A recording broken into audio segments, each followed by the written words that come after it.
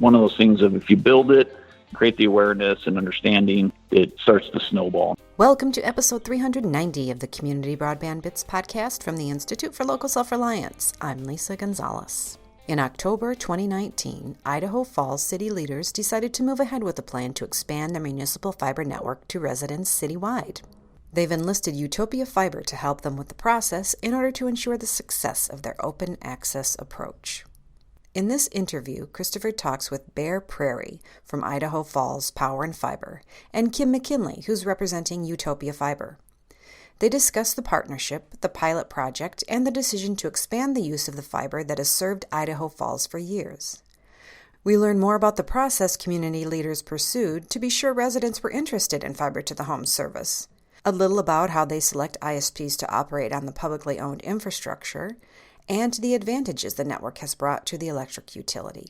Now here's Christopher talking with Kim McKinley and Bear Prairie. Welcome to another episode of the Community Broadband Bits podcast. We're back in 2020. We're talking today to Bear Prairie, the general manager of Idaho Falls Power and Fiber. Welcome to the show. Thank you, Chris. We also have a returning guest, Kim McKinley, the chief marketing officer for UTOPIA in Utah. Welcome back, Kim. Thanks. I'm excited to be here. Bear, let's start with you and tell us a little bit about the Idaho Falls area. I've flown into it twice, once on a very small plane, and I've driven through it and out through, I suppose that's Wyoming, and just a beautiful, lovely area. So tell us more about it. Yeah, it definitely ends up being a recreation corridor, certainly in the summer, being at the kind of entry point into Yellowstone, because you can, access the Yellowstone National Park through a couple of different ways from Idaho Falls. So it ends up being a nice stopover point. A lot of people remember, if they do stop through there, the wonderful river going through town and the beautiful falls that are there. But it's a population of about 65,000 people. It's the fourth largest city in the state of Idaho. So not a large city by any means relative to what you see in the East Coast or in California, but one of the larger communities in the state of Idaho. But you're right on track. It is a gorgeous area and a nice place to be. And we also have a National Department of Energy lab, the Idaho National Laboratory, which is the leading nuclear research facility for the country. So interesting community. And I think kind of an interesting population of I'd say more above average educated folks than one might expect because of the National Lab. It seems like it has an outsized influence. Yes. I moved over to Idaho Falls from the Boise area about 10 years ago, and it always has and continues to amaze me when you'll be out and about and the person next to you in the grocery store line is literally a nuclear physicist or rocket scientist, PhD from MIT. So there's a high IQ and education background within our community. So certainly unique. And some of our listeners will be familiar because Idaho Falls, you're the anchor to Ammon, which is kind of a bedroom community in some ways to you. And we've talked about Ammon before on this show. Mm-hmm. Yep. Ammon's our neighbor just to the east that we share a boundary with. So. Mm-hmm. And Kim, you are down south of there, quite a bit, but next door for Western standards. So for people who this is their first time ever listening to a show, what's UTOPIA? So UTOPIA Fiber is a open access network here in Utah. We provide fiber to the home in 14 cities, and we provide business services in 50 cities throughout Utah. Plus, we are now doing a operational partnership with Idaho Falls. We like to brag about ourselves a little bit down here as the fastest growing open access network in the country. And we have just surpassed 26,000 customers, and we have about 30 ISPs on our network in total. Every time I turn around on your Twitter feed, it seems like you're turning on another 200 households within a neighborhood. Yeah, we are passing about 1,000 to 1,500 new addresses a month, and we currently have about over 100,000 businesses and residents that can subscribe to the service. And then just for people who are very new to this, your model is that you operate the infrastructure, but there's multiple ISPs that are competing on it. Correct.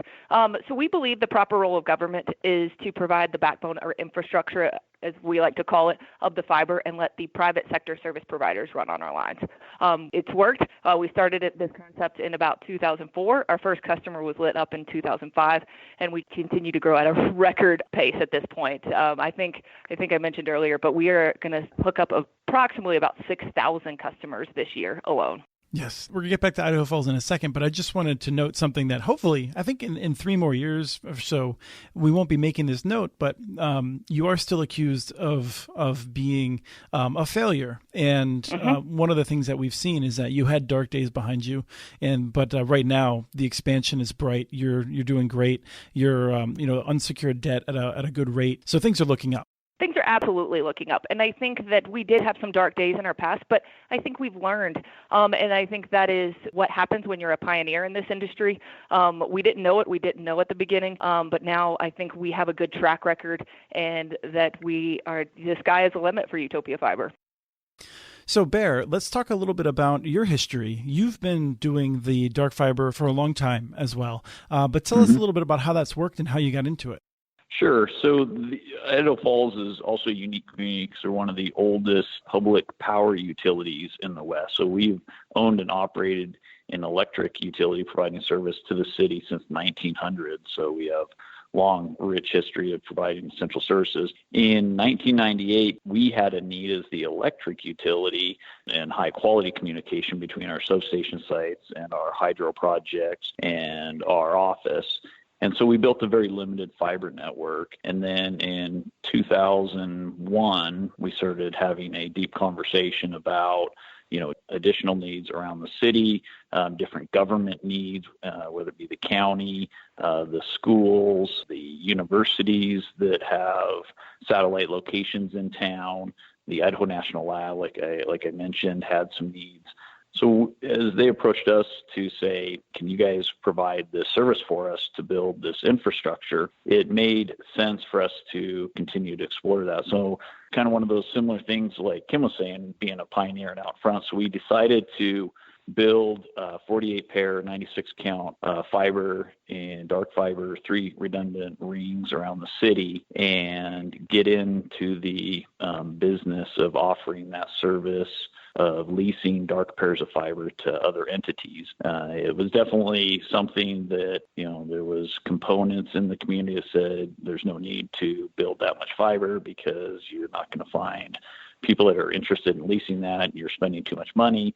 Others said it makes complete sense. Might as well put up more pairs of fiber than less on the initial build. So we ended up with the 96 count and a business plan of having it paid for in 15 years. Ended up getting paid back in less than 10. And subscription rates took off really fast. So it's been successful on the dark fiber side for a lot of years. And what kind of use was that? Was it primarily, for instance, commercial folks who wanted to connect their different campuses or buildings, or was it people who were using it to get internet access? How was it used often? Right. A little bit of both. So we had businesses that wanted to connect different campuses around town.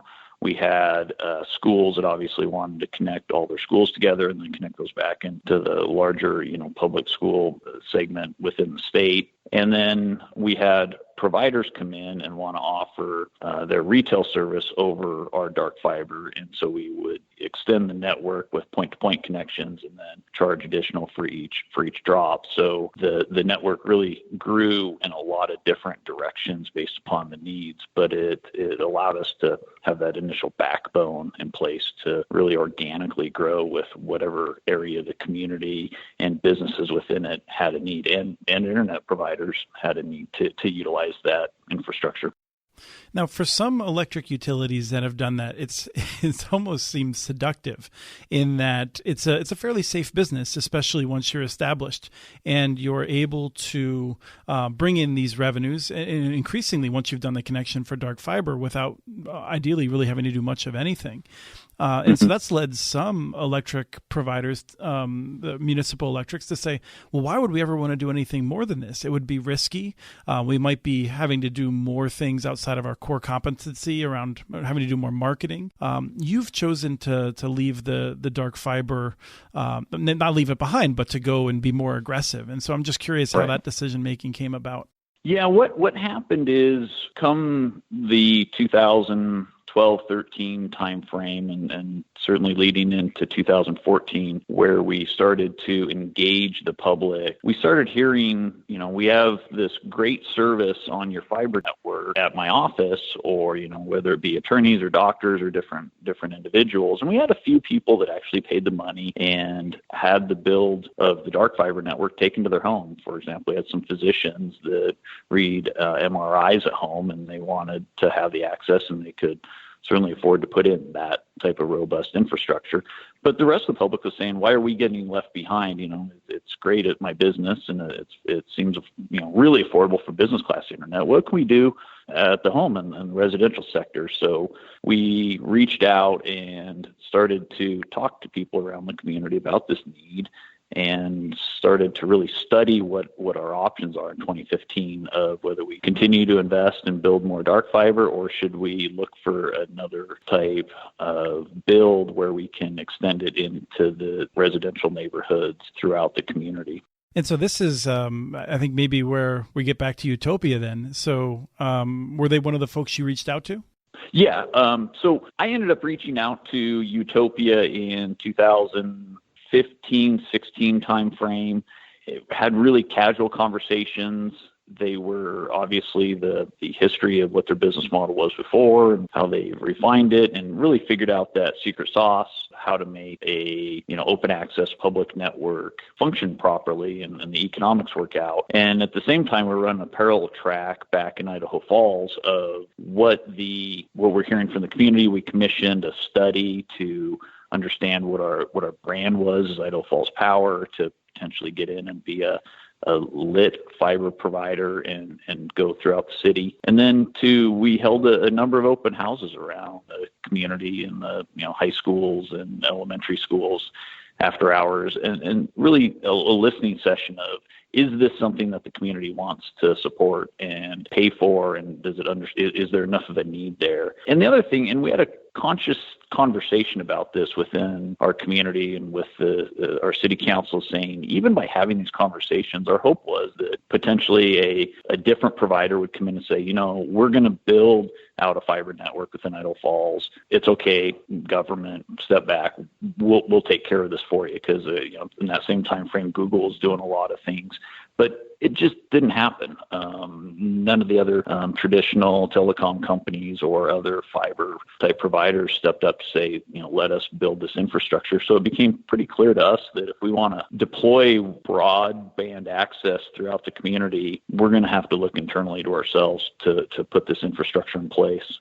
And so while you're having that conversation, I feel like, Kim, I don't know if Kim was the one you were talking to or not, but Kim, I feel like, are you having a conversation at Utopia about, you're looking at expanding significantly within the Utah areas that you're already operating in, but to be looking at moving outside the state seems like it would be pretty daunting. Yeah, and at the time, and I wasn't part of those discussions, I don't think we were really looking to move outside the state. We were looking to expand to our inside Utah cities and finish out the original cities who started this project. I think when the conversation started, we looked at it as a possibility.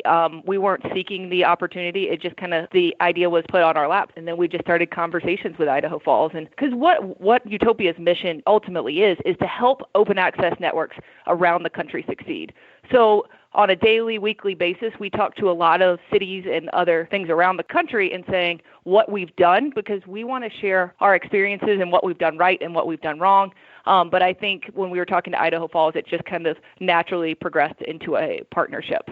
Yeah, and I think a lot of that, Kim, I'll ping on there, our early discussions that we had, it truly was a little bit of a one-off from what your normal model was in Utah, because we already had these built-in capabilities and successes, and we're already operating a very successful dark fiber network. So Utopia was a great business partner from the start, because they were saying, we don't need to do everything for you guys that we do down here when we open up a new city or build a new part of a network. Let's really look at what you guys need and see if we can kind of move towards an a la carte. And there's certain things that you guys have the capability to do. It makes sense for you guys to do that and keep operating this as the Idaho Falls Fiber Network because you guys have a good brand and name up there. Let's help you continue to grow and build and deploy this infrastructure. So it wasn't here's our model, you have to take it. It was a true partnership of sharing lessons learned, what they've learned. They suggested, different paths or options from what we really thought. So a ton of critical consulting and insight that they offered for us on top of the just pure kind of backbone electronics that runs our network on the lit side. Now, what does it actually look like? I mean, are you looking to them to say, okay, here's a map of our town, where should we put the central offices and things like that? Or, what vendors should we be looking at? How does it actually work in practice? So what UTOPIA offered us is the sizing and location of the huts, the play between for example, you can put a hut here and pick up this many customers out of it. If you want to do more customers, you're playing this cost equation between another hut cost and maintenance versus additional fiber. And instead of us trying to figure all this out from scratch, they gave us we've thought through this, we've worked through it, we've had a lot of, learning cases over the years. Here's what we've learned, take it and use it. And if you guys want to change your design from what we do traditionally down here, you don't have to do it the exact same way. So that learning curve was vastly shortened. And then we're able to integrate how they do things into what we already have for assets. For example, a number of our fiber hut locations, we already had space in substation buildings that already had the infrastructure in there and the HVAC systems and the heating systems. So we can leverage off of infrastructure that we already have in place for the electric utility to enable the cost-effective deployment of fiber network throughout it. And how will it work moving forward then? Will you be deciding which ISPs are operating on the network, or how does that whole approach work? Mm-hmm. Yeah, and that was one of the main tenets as we tried to figure out what business model and what approach to deploy if we do a citywide build of fiber. My belief is that Idaho Falls Power has a rich history of infrastructure and providing critical services. We are great at, putting poles in the ground, putting wires and conductor in the ground and maintaining that infrastructure. What I didn't want to be on was the retail side of being an ISP. And there was some entities that said, no, you got to be on the retail side of an ISP to make these networks economically work. And I said, right. I really don't want to be in that space. I want to find, where I do the thing I'm good at.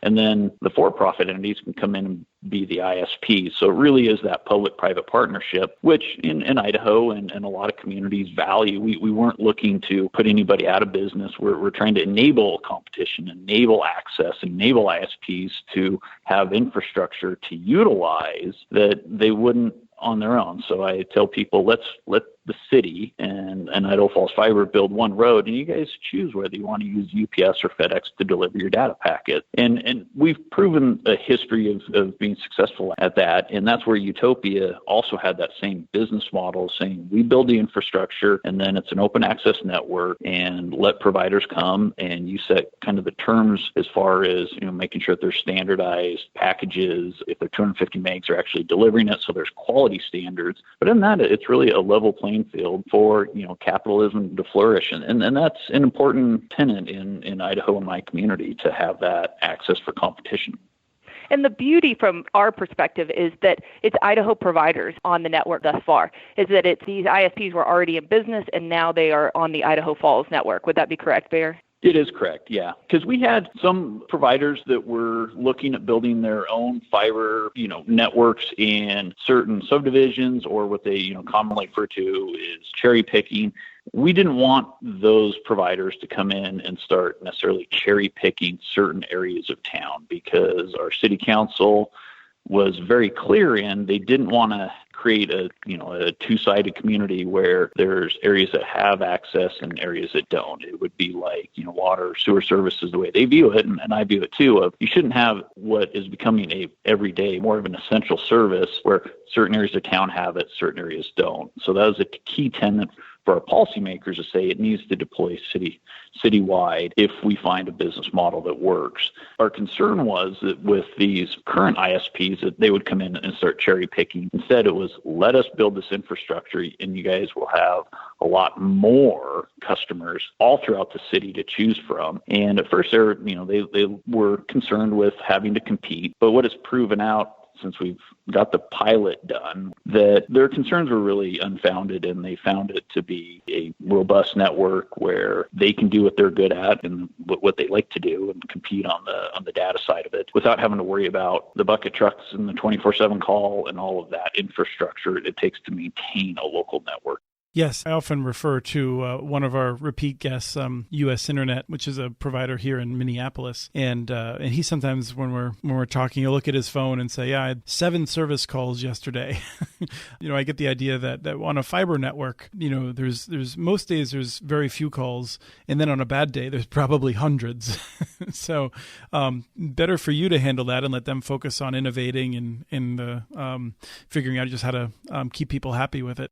Yeah, and that's the side for us. We can really get those economies of scale because we're out there with our linemen. If we have a car hit a pole or an ice storm come through or weather, we're putting the infrastructure back up. It doesn't take that much longer to also put the fiber infrastructure back up while they're there. So it is an opportunity to deliver this infrastructure at a cost point that really nobody else could compete with us because we're already there doing it. There's no reason to mob in a whole nother separate crew or separate people to do the same work further down the poles. So what happened with the pilot project?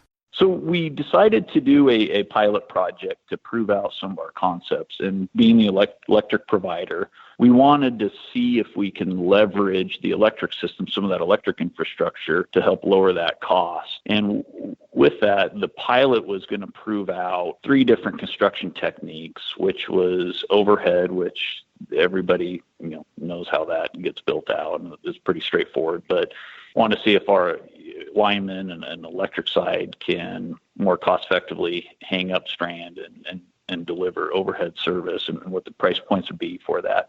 And then the real dynamic one was utilizing existing electric conduit and putting microduct in our existing electrical conduit coming out of the transformer and using our service lines that we already have in place to the house and coming out the power meter and then entering the house at that point. And then the other one is we have certain areas of town that have aging power infrastructure that was direct buried that we need to replace anyway. So let's just dig once and replace the power infrastructure and upgrade it at the same time and install fiber and bring that new service in. And what we started that work in late 2018 and finished it up in August of 2019, so this last August. What we learned is that especially the existing conduit that we have in the ground and utilizing coming out at the electric meter is we can deploy fiber for half the cost that it would take somebody to come in and do a greenfield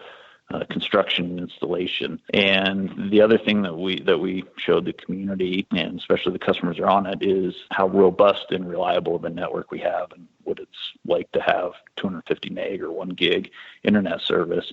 So with that, it's that education and awareness piece, because some of our early discussions in 2015 with the community, a lot of people didn't know what a fiber connection was. They were like, why do I need this?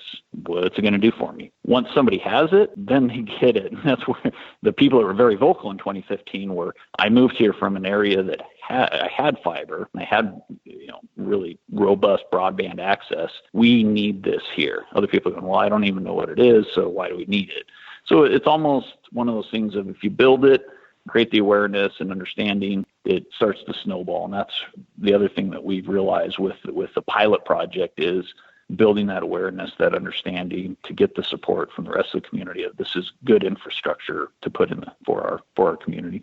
Kim, I'm curious if at any point with UTOPIA working on this, if you all got any new ideas. It seems like there may be some significant benefits to you to just see what other folks are doing as you're working with them. No, absolutely. I mean, I think we've learned from our aspect of watching Idaho Falls and how they're doing it with the power conduit, because we don't, we have some of our cities who are power cities, but we don't really experience that much. So it's been a learning experience, and we've been refining our model of if we want to do this again in another city. And what we would do. Like Bear said earlier, we kind of approached it with an a la carte. What does Idaho Falls want to do, and what does they want Utopia to do? And how do we split that from a revenue share or whatnot, and how do you go forward? So I think it's helped us refine the model as we do more partnerships with new cities coming on board.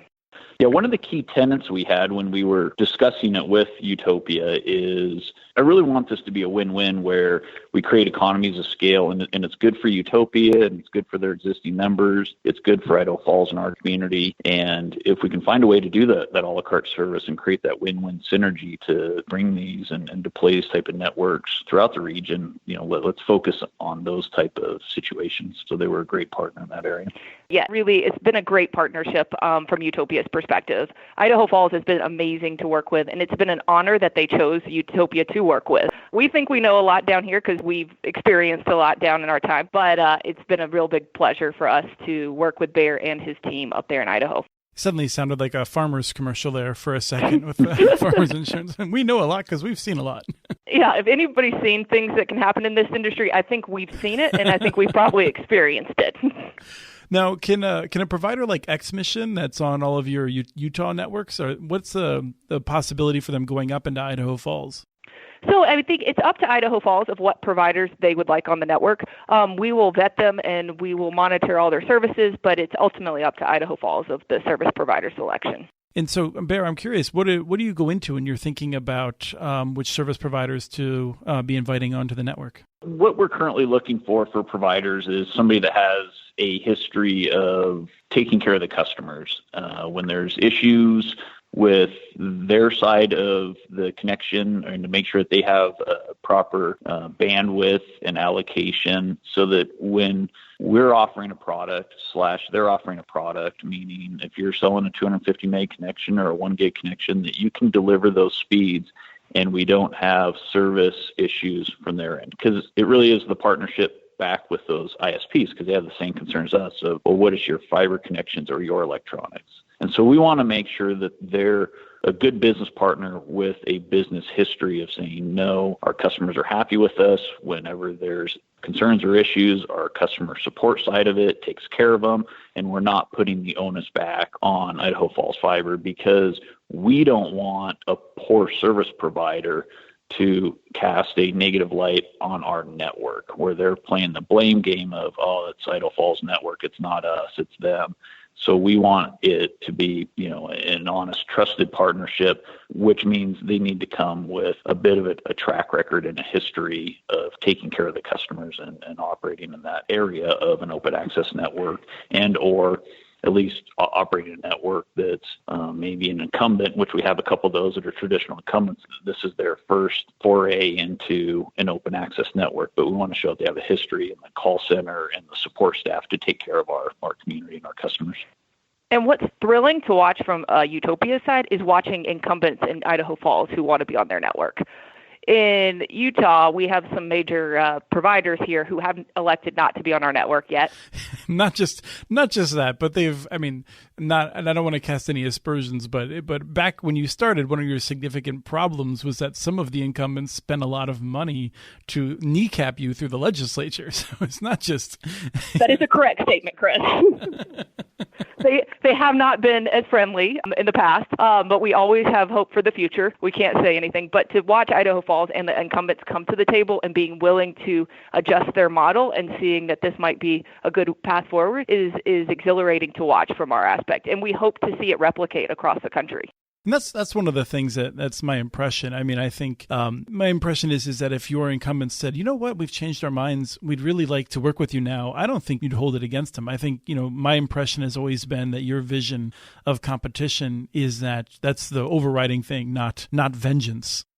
Absolutely. Absolutely. The incumbents in our area are always welcome to come and be on our network. So let me ask a final question, then Bear, I'll ask if I missed anything. But did you face any legal hurdles to be able to move in this direction? Because my understanding of Idaho law is that it is nominally a home rule state in which you are not categorically prohibited from doing this, but that the way it's been interpreted by courts has been a little bit more murky as to the authority of cities in this manner. Where we landed is since we have clear statutory authority to operate an electric utility, and we had the need for the electric utility to continue to build out fiber, because that's the other component of this, is we're able to leverage the same fiber infrastructure we're putting in place to deploy to residences and locations throughout the city to do distribution automation.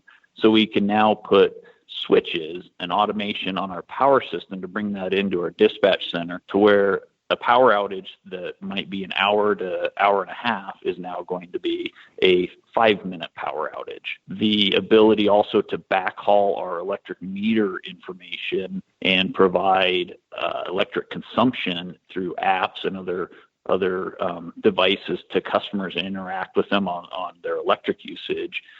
Smart appliances, smart thermostats. So the line between robust broadband infrastructure and operation of electric utility is inexplicably tied for us in our view. Therefore, we're building electric infrastructure that also has the ability with a lot of extra bandwidth for the customers to use, and that's where they can pay for that fiber connection to their house, and which is currently $30 a month. And in January, we're going to move that down to $25 a month for the actual fiber connection, and they can utilize that for their internet service if they want. And then we reserve a portion of that bandwidth for our own needs for the electric utility. So that's where we have the statutory authority, which is different from other entities that might not have an electric utility that are a municipality. And so I was remiss in spelling this out before, but that's the way it works for a homeowner's perspective, is that they have a construction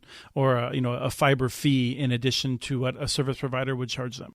Correct. It's a two-part cost. So they'll pay Idaho Falls Fiber for the connection if they're connected to the network. If we pass by a home and they choose not to connect, they don't pay for it. So that was one of the key tenets for us, is those who utilize the service should pay for the service. And if you're not utilizing the service or taking the fiber service, you shouldn't have to pay for it. And that's a unique thing that's different than maybe some of the other networks. And that's why we had to make sure that we could find a business model to get the price low enough that we can pass by every home and residence and business throughout the community. And even if not everybody takes it, or even at a 50% or 40% or 30% take rate, that we're comfortable that this network will pay for itself and it doesn't need 80, 90% take rate. And that's where we've drove the numbers down to a 30% take rate. We're good. And even as we continue to get these economies of scale going, that percentage will continue to drop. And one note that I want to just point out is that it is on a month-to-month basis. So it's no long-term contracts from Idaho Falls to the end-use customer. Yeah, we really want our network to stand on something. We had a lot of discussion internally. Well, should we do contract? And where I ended up landing is, if you offer a superior product and superior service and take care of the customers, they're going to come and they're going to stay. And conversely, what we've seen with the pilot, out of the 1,350 that we passed by, we're over 400 connected now, and that's 8 months of time, and some of the latest ones were only able to be connected here last 2-3 months. So really great take rates. And I think we've had 2 people disconnect from the network that originally signed up. So our stick rate is, almost 100%. So I think it's a testament to, if you offer good product, take care of the customers, they'll stay there. And then, they have the $30 charge from us, soon to be $25 charge for the infrastructure. And then for the ISP side of it, our lowest cost provider at 250 megs is $35 a month. So for all in, currently $65, it really is a good product that people are able to have access to. It definitely puts you in a very high national ranking in terms of price for speed. What is the time frame of your citywide build-out? We made the decision, when I say we, the city council made the decision in October after looking at the economics and hearing from the public that are currently on the network and others of, what's the experience with the pilot? So I want to see, is this something that people want? Is the need there? And what do the economics look like? Everything looked positive from the business case perspective. The community support was there. So City Council said, let's deploy this citywide. Our plan is it's a 4-year to 5-year build out. A lot of the easier areas and the lower hanging fruit, we can pick up a little bit faster. So my vision and our current construction plan is when you come back to Idaho Falls 3 years from now, we will have about 80% covered, and that last 20%, but certainly some of the tougher areas and harder construction techniques will pick up over the next, year to 2 years. But by the end of 5 years, we'll have every residence and business passed in the city and be able to offer that service to them. And at the same time, we also made the decision we're going to continue to operate and lease out the dark fiber because I view it as they are different needs, and some people just need those businesses need those point-to-point connections or the robust of having on a ringed connection. So we're going to continue to offer that service and maintain that network along with offering this additional service because it really is, it's not a one-size-fits-all solution in this space for offering broadband. I think that's the biggest lesson I've learned over the last couple of years, digging into the broadband industry. There isn't a one-size solution for any community or one area. It really is innovating and trying to find solutions for your local problems. Great. Is there anything else that we should finish up with? We're excited about this partnership, and we just continue to watch Idaho Falls grow and finish building out the Utah cities here. Right. I think it is worth noting, and if anyone who's listening, I think you always worry that if you're working with someone outside of town, when inside of town's not finished, there's a concern of what your priorities are. And I think it's important to note that when you have the skill set you do with Utopia, we've seen this with some other munis as well, it really makes sense to put a little bit of effort into consulting because the revenues will only help you to build out more rapidly in the areas that you're committed to locally. Absolutely. One of our missions here at Utopia is to help open access networks thrive throughout the country. And we're starting to see them pick up. And we can only hope that they continue to grow because I think it's the proper role, as we believe it's the proper role of government versus the private sector.